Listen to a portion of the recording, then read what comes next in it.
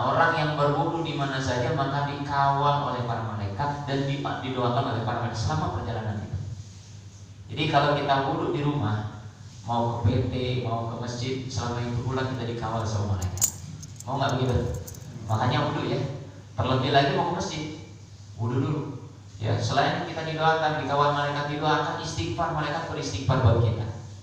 Seluruh makhluk-makhluk yang ada di sekitar kita, mereka beristighfar, mendoakan istighfar buat kita. Kata rumput, ya Allah ampuni dosa si fulan ya Allah. Kata daun, ya Allah ampuni si fulan ya Allah. Mendoakan kita gara-gara kita berwudu. Nah, baru tahu ilmunya. Jadi kalau mau ke masjid, wudu dulu. Jangan dalam keadaan berhadas. Jadi kalau kita memungkinkan untuk wudu di rumah, wudu di rumah. Ya usahakan di rumah.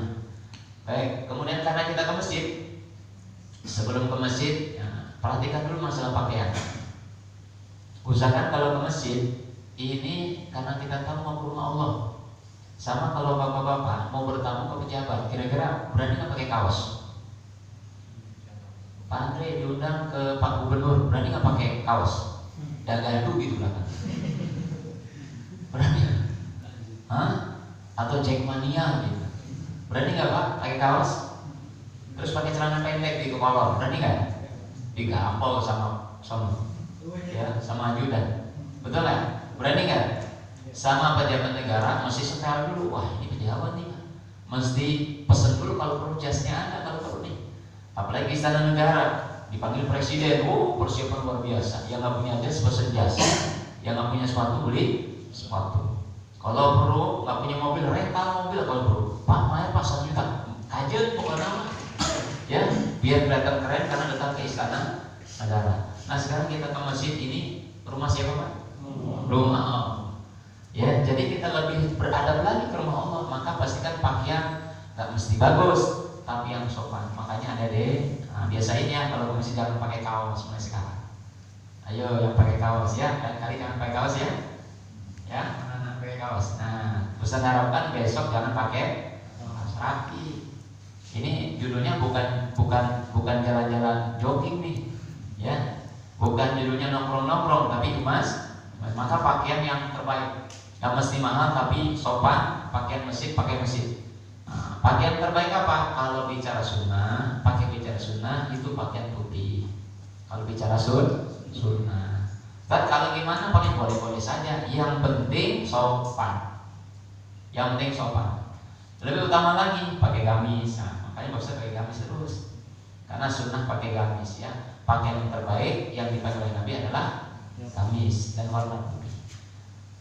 Kalaupun pakai yang warna, usahakan ya, usahakan yang polos. Ya, boleh warna pastel tapi polos. Gitu. Kayak model Pak Ade nih. Nah, Pak Ade kan batik. Kalau pakai batik, jangan paling paling depan Pak. Kenapa? Yang di belakang nanti pusing. Ini gambar apa? Ular apa naga? Ini orang sholat mikirin ular. Ini kayaknya burung lagi nongkrong nih kayaknya. Coba gara-gara batik kan gambarnya aneh-aneh. Yang di belakang jadi mandang batik, mikirin burung Garuda. Bukan Garuda nih kayaknya orang gitu. Ini gara-gara batiknya Pak Ade jadi kacau sholat di belakang. Ya, jadi hindari pakaian-pakaian yang bisa mengganggu kehusuan orang. Apalagi kalau sudah gaduh, jangan dipakai. Tahu kalau sudah gaduh Pak? Kan omongnya kan nyeleneh. Saya pernah terjebak. Ada tulisannya. Segoblok-gobloknya orang goblok adalah orang yang baca tulisan ini, berarti gua goblok. Nah ini gara-gara ada gaduh kacau selesai kan? Betul nggak? Jadi awasin dari kaos-kaos yang tertulis, nanti orang nggak busuk. Ya, saking maniaknya Ronaldinho, jadi ingat bola. Jadi pokoknya hindari baju-baju yang bisa mengganggu kehusuan orang lain. Gambar-gambar, ya tulisan-tulisan udah hindari. Kalau pakai kaos usahakan pakai penutup, pakai koko, apa yang penting aman, gitu ya. Jadi yang kedua tadi pakai pakaian yang terbaik. Kemudian sunnah lagi pakai minyak wangi. Nah, ada yang pakai minyak wangi enggak? Nah ini mindset saya kan bukan minyak wangi, Pak. Minyak wangi dong. Ada minyak wangi Pak? Ada. Nah, mana? Buka yang minyak wangi. Kelilingin. Ayo keliling. Mana? Nih saya punya nih. Nah, yuk kelilingin samping kiri kasih. Nih langsung praktekin. Kenapa minyak wangi ini disukai malaikat? Sukai malaikat. Ayo langsung praktek. Di masjid jangan bau asam. Udah pada mandi belum Pak? Hah? Ini yang belum mandi nih harus diwaspadai. Nah, ini sunnah pakai minyak wangi, Makanya apa? Pak Ibnu kalau bisa standby di depan, kasih kotak kecil ya. Ada? Oh ada sih. Oh ini kotaknya doang Pak. Ya, pakai langsung ini bawa terus ya. Open donasi. Ini sunnah pakai minyak wangi. Jadi usahakan ke masjid itu bersih, wangi, rapi. Ya. Kemudian lagi sunnah lagi ketika ke masjid, sunnahnya lagi nih sunnahnya. Kalau memungkinkan dari rumah jalan kaki, kalau memungkinkan. Tapi kalau jauh, ya pakai motor silakan. Ya, kalau memungkinkan jalan kaki. Untuk apa sih? Untuk apa Pak? Supaya ini kaki jadi saksi nanti di akhirat. Nanti di depan Allah nanti kan ditanya. Kata Allah, kata Rasul Mastama. La yazulu qadama 'abdin hatta yus'al an arba'in. Nanti di depan Allah di padang mahsyar tidak akan beranjak seseorang dari Allah ya sebelum ditanya 4 perkara. Semua orang berdiri padang mahsyar selama 50.000 tahun nunggu ngantri di sidang sama Allah. 50.000 tahun, sama apa berdiri? Berdiri di padang mahsyar di bawah terik matahari, jauhnya hanya 1 mil dalam keadaan telanjang bulat. Di bawah kita tembaga, panas nggak? Panas yang luar biasa, 50.000 tahun, sanggup nggak? Nggak sanggup, tapi ada kabar gembira. Satu sahabat bertanya, Siti Aisyah, ya Rasulullah, apa maksud yauma yaqumun nasu lirabbil alamin, menanyakan ayat itu. Hari itu manusia berdiri di hadapan Allah 50.000 tahun. Ya Rasul, nggak sanggup, kata Nabi. Bagi orang-orang yang ketika di dunia ringan melaksanakan sholat, nah ini kabar gembiranya nih. Kalau dengar 50.000 tahun ini sisa lama amat, lama banget. 50.000 tahun telanjang bulat di bawah terik matahari. Sedangkan Nabi jelaskan saat itu banyak orang tenggelam saking panasnya dengan keringatnya sendiri. Tapi bagi orang beriman Nabi kasih kabar gembira. Apa kabar gembiranya? Bagi orang-orang yang ketika di dunia ringan melaksanakan sholat, sholat 5 waktu, nanti ketika di padang mahsyar 50.000 tahun terasa cepat sebagaimana dia sholat 2 rakaat subuh. Subhanallah. Amin ya Rabbal. Makanya sholat ya Pak, makanya lagi lihat temannya nggak sholat kasihan, pasti kecapean 5.000 tahun ya, kecapean di padang mahsyarnya ya. Maka pada hari itu mereka akan merasa keletihan. Kenapa? Nggak dilatih ketika di dunia.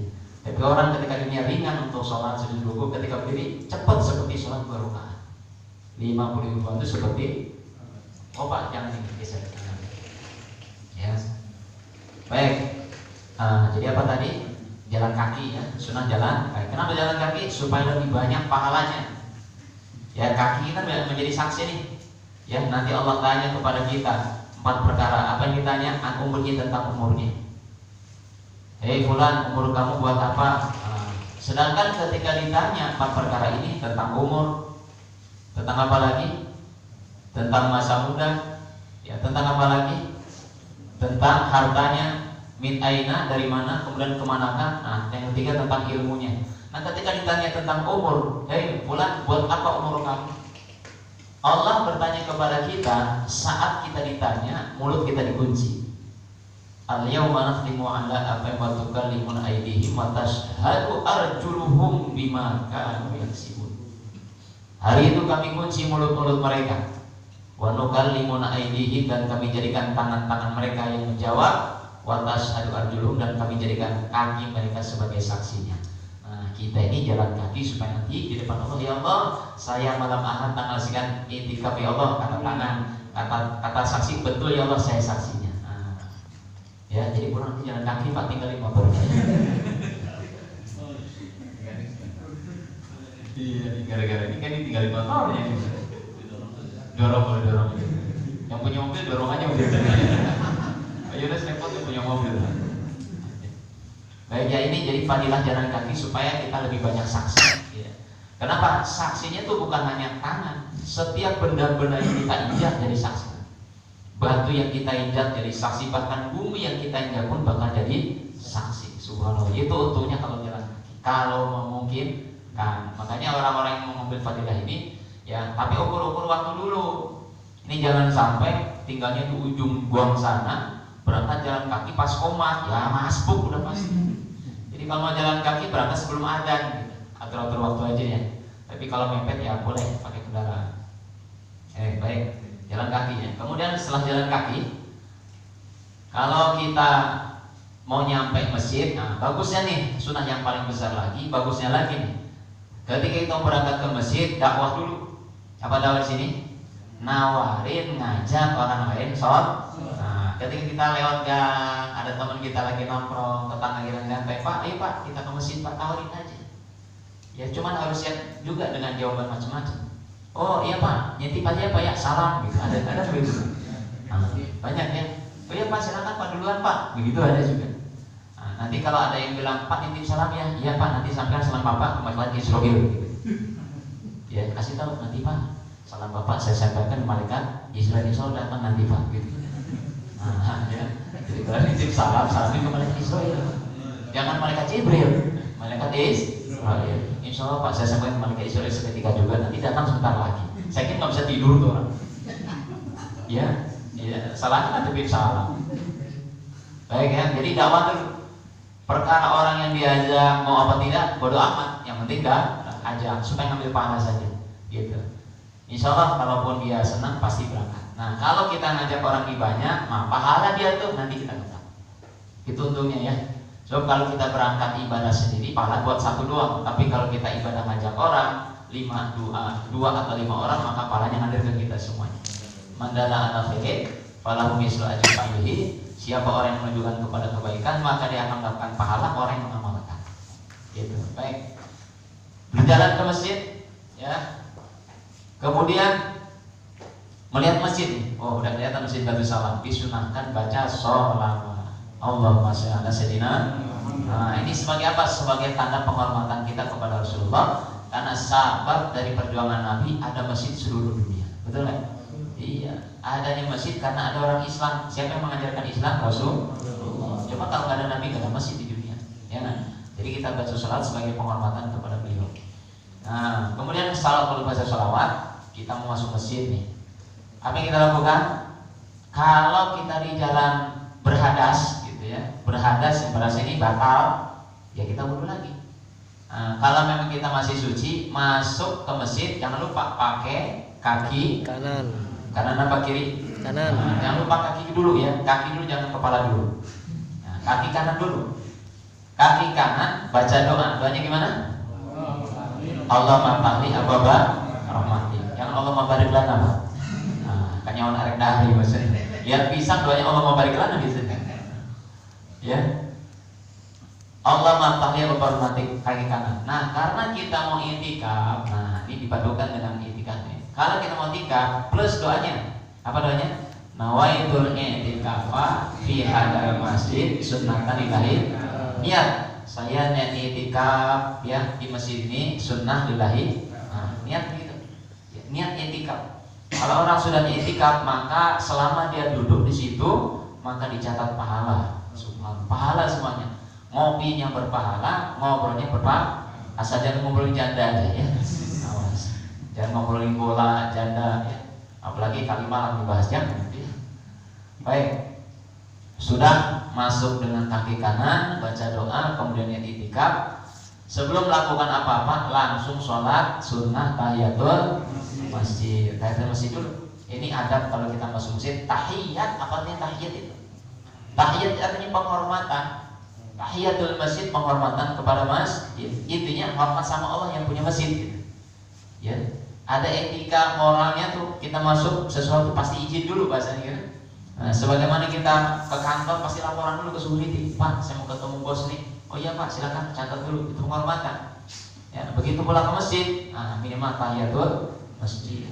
Sudah ya, sudah masuk masjid. Nah, selama di masjid ada adabnya nih, ada adabnya. Selama di masjid ada hal-hal yang sangat dianjurkan, ada hal yang harus kita tinggalkan. Yang dianjurkan adalah perbanyak dakwah ilallah. Maknanya apa? Selama kita di dalam masjid, bicara yang baik-baik. Ya, di sisi lain berarti nggak boleh bicara buruk. buruk, menggibah orang, ya, apalagi Pak, bicara jorok, bicara fitnah, bicara apa lagi, bicara sia-sia, bercanda yang berlebihan, saling ngejelek-jelekin orang. Nah, jangan kita keep di masjid bicaranya baik. Nah, selama di masjid usahakan. Dakwah itu apa? Bicaranya kebaikan, ngajak orang kebaikan, ceritanya cerita kebaikan. Paling tidak kalau nggak ngomong, ngedengerin kebaikan, gitu ya, di masjid gitu. Makanya di masjid ini harus dikontrol betul di mulut kita, jangan sampai bicara buruk. Malu ini rumah siapa? Allah. Ya, kita saja kalau bertamu Pak, bertamu 5 orang nih, berani kita ngomong jorok? Nggak berani. Coba anak kita, dia teriak-teriak atau rewel, apa orang tuanya? Aduh, tuh anak aja ditegur. Nah, makanya malu kita di rumah Allah kalau ngomong nggak benar, ya nggak? Wah, malu, masa kita di masjid nggak gibah, masih di masjid kita ngomongin jorok, masih di masjid kita ngomongin jelek, malu. Siapa yang punya rumah? Allah. Jadi malu di situ ya, itu adab namanya. Kemudian yang kedua, ta'lim wa ta'allum. Selama kita di masjid, nah kayak gini nih, ada proses belajar. Mestinya setiap kita masuk masjid dapat ilmu, jangan sampai pulang ke rumah nggak dapat ilmu. Nah, makanya idealnya masjid harus banyak ta'lim. Pokoknya prinsip masuk masjid saya pulang bawa ilmu, harus itu ya. Nah, ini ada masjid gitu, ada pada ketika masjid yang kita bawa adalah ilmu. Gitu, ta'lim wa ta'allum ya. Ada proses pembelajaran kita, diskusi agama, ngobrol agama, cerita-cerita agama, testimoni agama. Pokoknya ketika pulang ke rumah kita ada ilmu baru yang kita bawa. Kemudian yang ketiga adalah zikir ibadah. Ketika di masjid maksimalkan zikir kita, maksimalkan ibadah kita. Ini masjid tempat ibadah. Zikir banyakin. Makanya kalau kita punya tasbih, bawa tasbih. Ya, bawa tasbih. Untuk apa? Kalau kita waktu zikir banyakin zikir, baca tasbihan. Ya. Maka dianjurkan nih bapak-bapak nih, usahakan setiap hari istiqomahkan baca tasbihat harian, pagi dan petang. Apa tasbihat? Baca subhanallah walhamdulillah wala ilaha illallah wallahu akbar 100 kali, kemudian baca sholawat 100 kali, kemudian baca istighfar 100 kali, dibaca pada subuh dan ketika sore hari. Nah, bagi bapak yang belum baca sore hari, boleh nanti sebelum tidur baca itu. Fadilahnya apa? Orang yang baca tasbihat subhanallah walhamdulillah, Allah akan mudahkan rizkinya. Ya, dijebar itu namanya.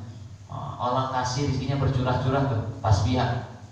Kalau baca sholawat, insya Allah orang baca sholawat akan mendapatkan syafaat. Nah, bukan hanya syafaat Pak, ya, bukan hanya syafaat, insya Allah berkaitan rezeki juga. Allah yang baca sholawat ini, ya selain syafaat, nanti diharap Allah akan tempatkan dia posisinya dekat dengan Nabi.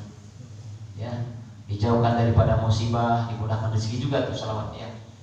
Kemudian juga yang ketiga adalah istighfar, ampun kepada Allah. Sebetulnya tiga-tiga ini, tasbihan, sholawat, ini larinya itu sebetulnya fadilnya rizki semuanya. Ya, istaghfiru rabbakum innahu kana ghaffara yursilis sama 'alaikum midrara wa yaj'alakum banina amwala wa banina, situ ya, dalam surat Nuh itu ada. Aku berkata kepada kaum, istaghfiru lakum, perbanyaklah kamu istighfar. Apa kata Allah? Innahu kana ghaffara, sesungguhnya Allah Maha yursilis sama 'alaikum midrara, maka asal istighfarmu Allah akan kucurkan buat kamu tuh harta yang banyak, anak-anak yang banyak, rezeki yang berlimpah. Nah, banyak-banyak istighfar ya. Jadi kalau sekarang proyeknya lagi macet, banyak-banyak nah, gajinya belum naik, banyak belum yang dapat jodoh juga banyak nah, dimarahin istri banyak nah, ya, gitu saja lah ya. Jadi banyak istighfar, banyak fadilahnya. Baik, jadi 4 poin yang mesti kita perbanyak.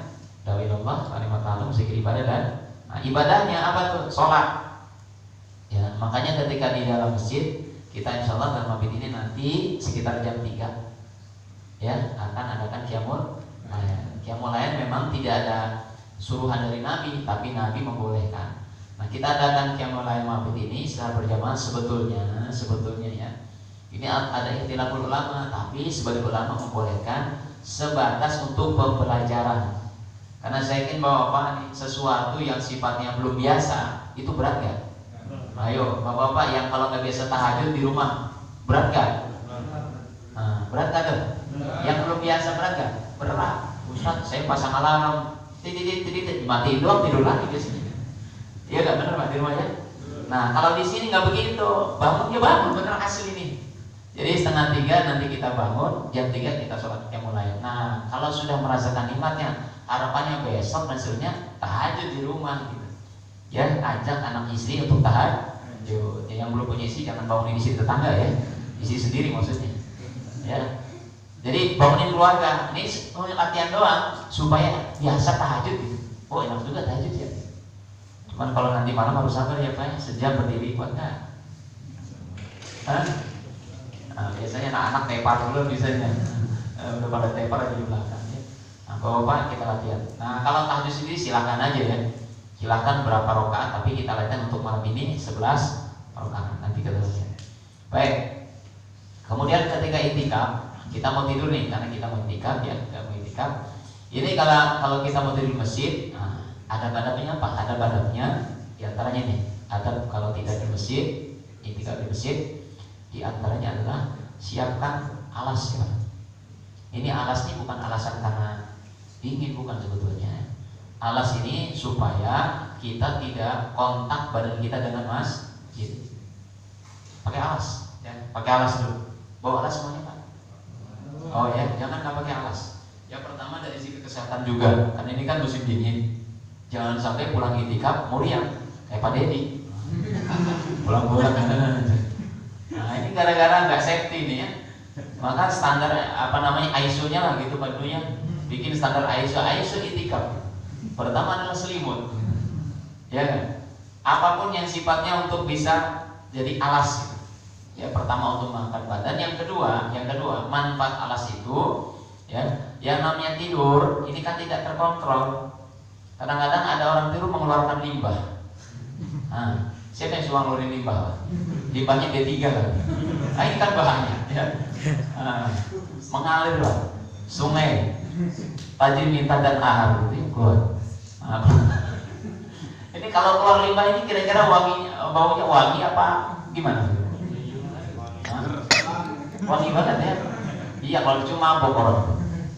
Nah ini jangan sampai ketika Bapak keluar limbah nempel di mana? Di lantai. Ya kan?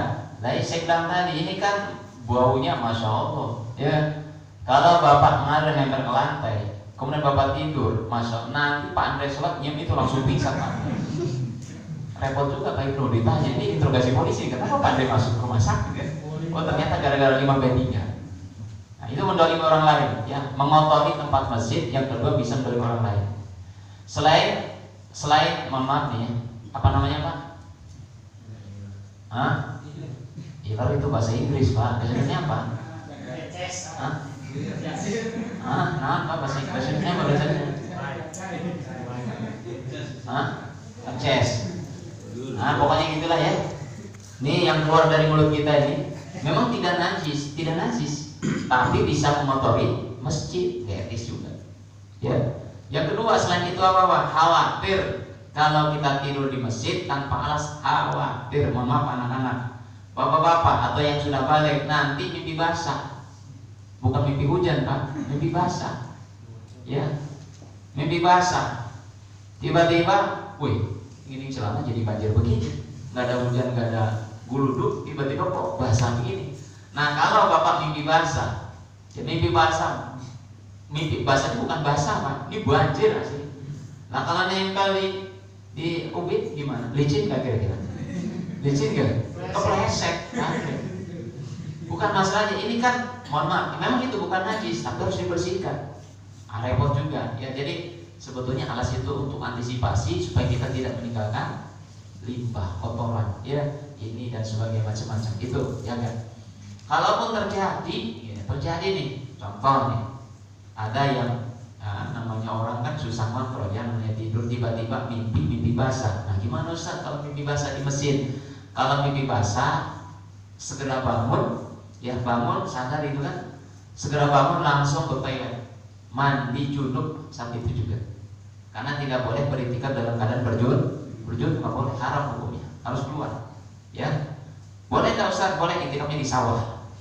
Nah, boleh yang di sini sawah sendirian, juri duaan itu. Jadi pokoknya yang junub keluar langsung mandi, ya langsung mandi. Tidak boleh beritikaf dalam keadaan junub, mandi. Ya, Kemudian tadi ya alas. Masalah posisi ya, posisi ini. Yang bagusnya kepala sebelah utara, kaki selatan. Jadi posisinya persis seperti orang yang meninggal dunia gitu. Ya, seperti itu, kepala sini, kaki ke sana. Posisi sunahnya ada 2 ya. Baik, sebelum posisi saya jelaskan dulu, ada beberapa amalan sebelum tidur nih, saya lupanya. Beberapa amalan sebelum tidur. Beberapa amalan sebelum tidur. Apa diantaranya? Sebelum tidur kita disunahkan sholat sunat taubat dulu 2 rakaat. Sholat sunat taubat ya, karena kita nggak tahu seharian ini kita sudah melakukan apa, dosa apa kita nanti. Kenapa sholat sunat taubat? Kita nggak tahu apakah setelah tidur ini besok kita bangun lagi apa enggak.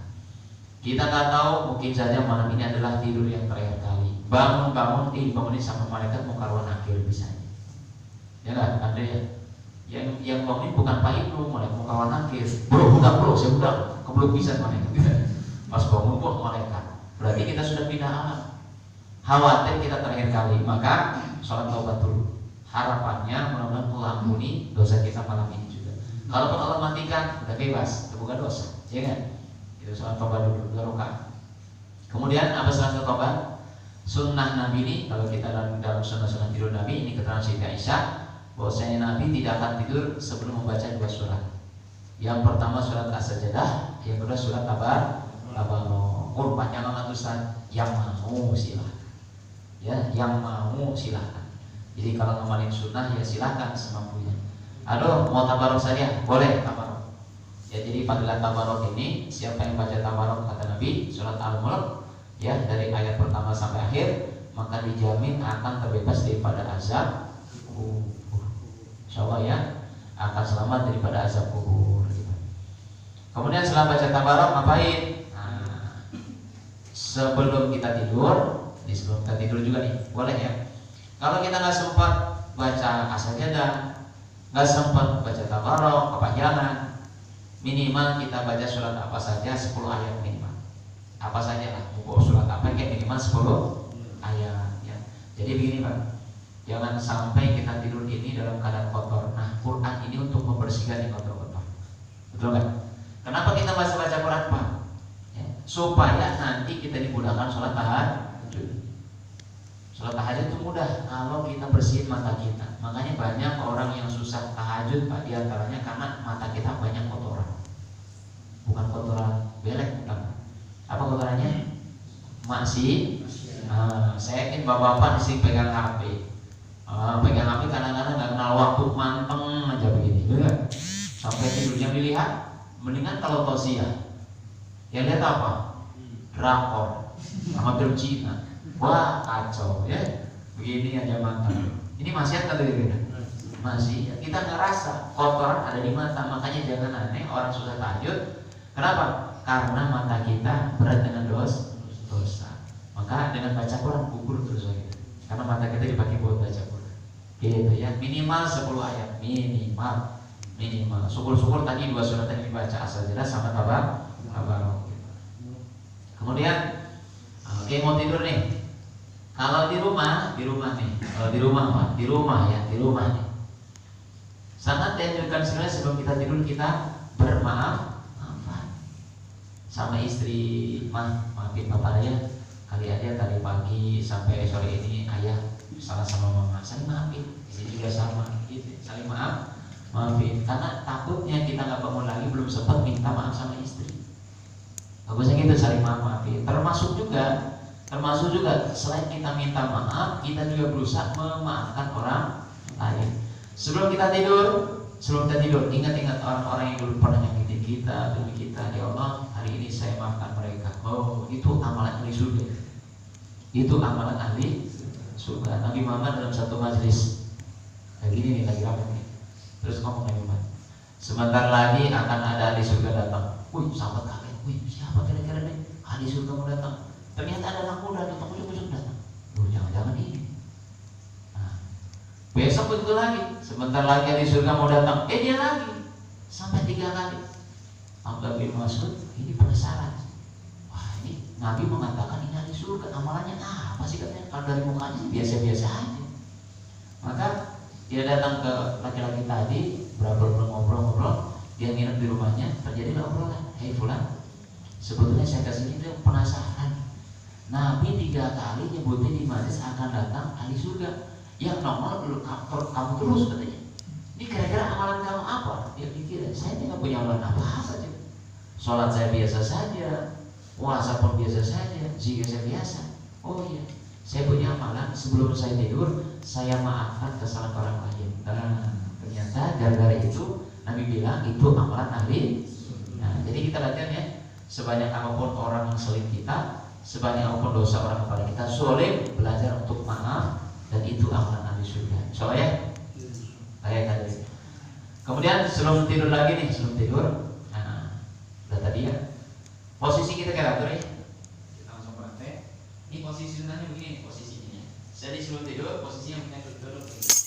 Sebelum tidur ya. Ngapain? Baca tasbih dulu, tasbih. Ya tasbih 3 kali. Subhanallah, subhanallah, subhanallah. Alhamdulillah, Allahu akbar, Allahu akbar, Allahu akbar. 3 kalau sempurna boleh 3, tapi kelamaan ya. Nah, setelah itu mandi ayat. Mandi ayat namanya apa yang dibaca? Qul 3 kali. Ya, Qul huwallahu ahad 3 kali, kemudian Al-Falaq 1 kali, An-Nas 1 kali. Yang hafal ayat kursi, baca ayat kursi. Ya, sampai waqul aliyut. Nah, setelah itu tiupkan ke tangan 3 kali, tiupkan seperti meludah tapi tiupnya saja. Nah, kemudian usapkan ke seluruh tubuh, dari kepala, dari atas ya. Terus sampai ini sudah enak banget itu, apalagi gak maliknya. Ini berbahagian udah enak badan dulu. Jadi 3 kali tiupkan lagi. Nah, bagi bapak yang punya keluhan pinggang, kesempatan sunah itu dipakai. Yang pinggang urut-urut itu obat itu. Amalan Rasul Presiden Fatimah. Yang sakit kaki gini kan. Nah, itu murut pakai mandi ayat. Ini lebih mantap menurut saya ya. Ini amalan dari Nabi. Nah, untuk apa? Ini mandi ayat supaya nanti tahajudnya enteng banget. Kan banyak orang itu susah tahajud kenapa Pak? Karena badannya pegel-pegel ya. Nah, kalau pakai mandi ayat insya Allah nanti enteng badan. Ini amalan supaya gampang tahajud sebetulnya. Ya. Oke ya, sudah mandi ayat ini. Tiupkan badan 3 kali, boleh 3 kali sampai tidur. Nanti sebelum tidur nih, baca doa dulu. Doanya gimana? Bismika Allahumma amutu dulu ya. Jangan ahya wa amu. Ini hadis nabinya, Bismika Allahumma amutu wa ahya. Amutu dulu baru ahya. Bismika Allahumma amutu wa ahya. Ya Allah, dengan asmamu aku mati dan aku hidup. Nah, kita mau tidur itu sebetulnya kita mau mati. Udah siap mati belum? Dah, kan tarik sare orangnya. Berarti jangan tidur bapak sampai pagi ya. Kita mati itu kan. Kita mati. Apa buktinya? Coba saya mau tanya. Kalau kita bangun tidur doanya apa? Alhamdulillahillazi ahyana ba'dama amatana. Segala puji bagi Allah yang telah menghidupkan kami setelah kami mati. Berarti tadi malam teh mati. Jadi pagi itu kita dihidupin lagi sama Allah gitu. Iya, dihidupin lagi sama ayat. Artinya bukan bangun Pak, menghidupkan kami kembali setelah kematian tadi malam. Berarti Bapak tuh mati, bukan tidur. Nah, sebelum mati baca bismillah dulu gitu. Jadi bismillah itu bukan hanya makan, mati juga bismillah. Itu baca doanya. Baik ya. Nah, masalah posisi nih. Posisi yang sunnah itu 2 macam. Ya. Pertama, telentang. Posisi yang telentang ya ini ya. Nah, telentang. Kaki kanan diangkat ke sini, terus tangan begini. Kepala kita agak miring hadap kiblat. Nah, masih orang mati. Gitu ya. Ini yang pertama. Ya, pakai bantal boleh. Yang kedua dengan cara miring, mendekatkan lambung kita. Nanti masuk saja pajunubuh itu hadis ayat berkaitan manisun tidur sunat itu. Jadi mendekatkan lambung kita ke lantai. Ya, karena ini tangan kita di sini, kemudian kaki kita ini, tangan kita di sini. Insya Allah walaupun bapak nggak pakai bantal enak kan. Yang mungkin kebetulan nggak pakai bantal, nggak mau bantal, boleh cara seperti itu. Ini cara sunnahnya. Nah, masalah posisi terserah, mau cara yang tadi boleh, kepala ke sini juga boleh, kepala di sini, kaki di sana boleh. Yang nggak boleh adalah kaki menjulur ke arah kiblat. Makanya anak tolong disetting ya tempat tidurnya jangan ngadep ke sini kakinya. Itu nggak ada, nggak sopan. Ya, diatur aja nih. Ya, gimana Pak Ibnu udah banyak begini ngaturnya gimana? Ini Pak Ibnu yang ngatur dah. Bagusnya bersap-sap ya, bersap-sap ya. Nanti diatur biar masuk. Ya, lama-lama mesti lantai 2 juga. Coba 3 lantai ya. Baik ya. Baik, jadi posisinya kayak gitu. Yang tidak diperbolehkan, yang tidak dianjurkan, bahkan dilarang oleh Nabi adalah tidur tengkurap. Nah, anak-anak biasa suka tengkurap nih. Karena tidur tengkurap ini tidurnya Yahudi, gitu ya, tidur Yahudi. Yang tengkurap. Kemudian lagi yang tidak boleh ketika tidur, jangan sampai satu selimut 2 orang. Jadi satu selimut masih takut terjadi sesuatu. Nah, nanti ada ini ya, ada adu pedang Pak. Pokoknya jangan sampai terjadi sesuatu, nauzubillah ya, karena setan ini selalu bermain pada manusia, makanya hindari hal-hal yang seperti itu. Ya, jangan satu selimut maksudnya.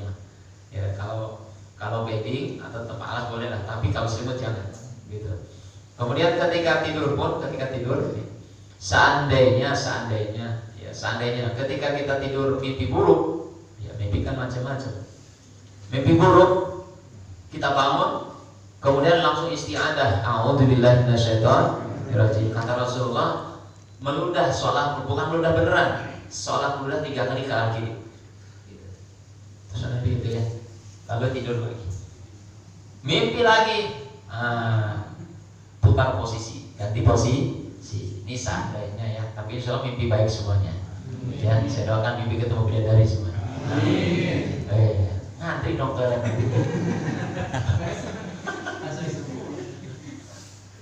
Ngomong bawa sampo kan? Ada JTKM nyiapin sampo Pak, gantungin sampo di depan. Ini jangan sunlight, masa pakai buat?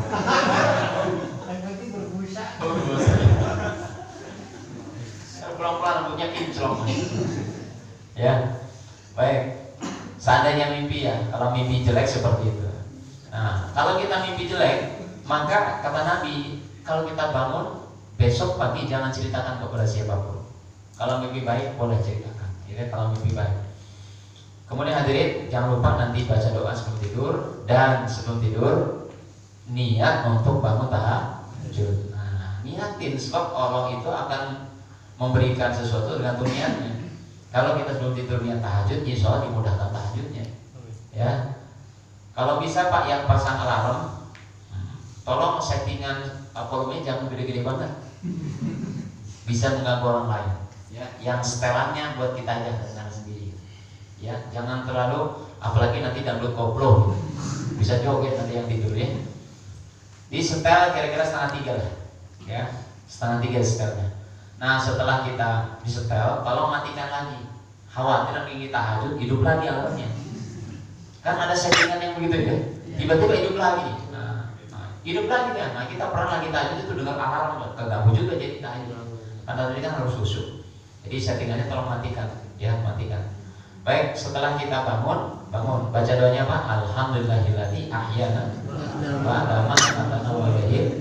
Ketika bangun, kebiasaan orang itu ngucap-ngucap mata. Nah, ingat ketika ngucap-ngucap mata, jangan pakai bagian dalam. Jangan pakai bagian ini, tapi bagian luar. Kenapa? Ini dia. Sebab Bapak, adik-adik semuanya, ketika tidur, mohon maaf nih, tangan kita gerilya kemana-mana. Iya, gerilya perang. Bagian depan dihajar, bagian belakang digosok. Ini kuman semuanya nih. Sampai lecet-lecet.